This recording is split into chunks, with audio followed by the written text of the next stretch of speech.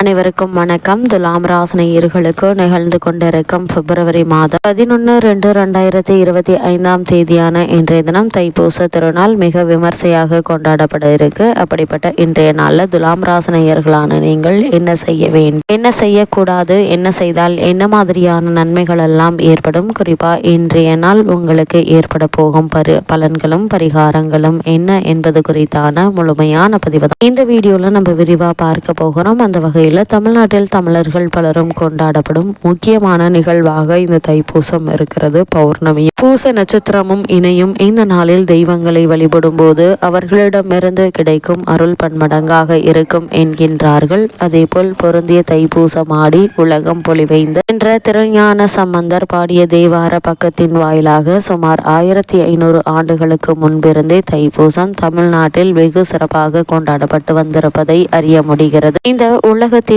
முதலில் நீர்தான் உருவானது. அதன் பிறகு பிரம்மாண்டமான நிலப்பகுதி தோன்றியது என்று புராணங்கள் சொல்கின்றன. அப்படி இந்த உலகம் உருவாக தொடங்கிய தினமாக தைப்பூசம் உள்ளது என்பது முன்னோர்களுடைய கருத்து. இதனால் தான் இந்த உலகத்தின் முதலில் நீர் தோன்றியதை நினைவு கூறும் வகையில் தமிழ்நாட்டில் பல்வேறு ஆலயங்களிலும் தைப்பூச திருநாளை முன்னிட்டு தெப்ப உற்சவம் வெகு விமர்சையாக நடைபெற்று வருகிறது என்று அந்த கருத்துக்கு வலு சேர்க்கிறார்கள். தைப்பூச திருநாளில் சிவபெருமானையும் அம்பாளையும் வழிபடுவதும் முருகப்பெருமானை முன்னிலைப்படுத்துவதும் தான் முக்கிய நோக்கமாக இருக்கிறது.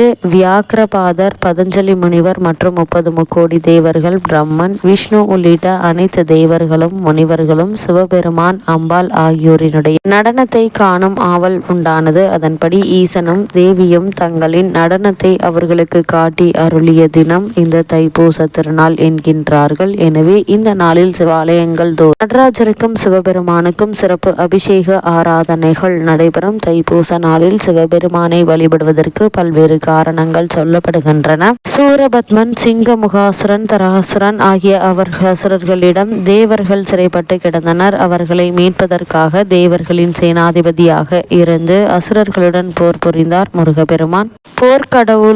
போர்க்கடவுளான அவரை போற்றும் விதமாகத்தான் தைப்பூசம் கொண்டாடப்படுவதாக சொல்கிறார்கள். மேலும் வள்ளியை முருகப்பெருமான் மனம் முடித்த தினம் இந்த தைப்பூசம் என்கின்றார். ஞானபலம் கிடைக்காததால் முருகப்பெருமான் பழனி மலையில் ஆண்டியாக வந்து நின்ற தினம் தைப்பூசம் என்ற கருத்தும் உள்ளது. இதனால் தான் தைப்பூச திருநாளானது பழனி மிக சிறப்பாக நடைபெற்று வருகிறது. இவற்றை எல்லாம் புறந்தள்ளினாலும் இன்னொரு விஷயத்தை நாம் ஏற்றுக்கொண்டுதான் ஆக வேண்டும். அது என்னவென்றால் முருகப்பெருமான் தமிழர்களின் தெய்வமாக கருதப்படுகிறாரு. தமிழர்களின் உயர்வை சொல்லும் மாதமாக தை மாதம் திகழ்கிறது. அதோடு ஒவ்வொரு பௌர்ணமியும் தெய்வத்தை வழிபட சிறந்த நாளாக சொல்லப்படுகிறது. அந்த வகையில் தமிழ் மாதமான தை மாதத்தில் தமிழ் கடவுளான முருகப்பெருமானை பௌர்ணமி தினத்தில் வழிபடுவதால் தைப்பூசம் சிறப்புக்குரிய நாளாக மாறி இருக்கலாம் என்பது பலரும் ஏற்றுக்கொள்ளும் ஒரு கருத்தாகவும் இருக்கிறது.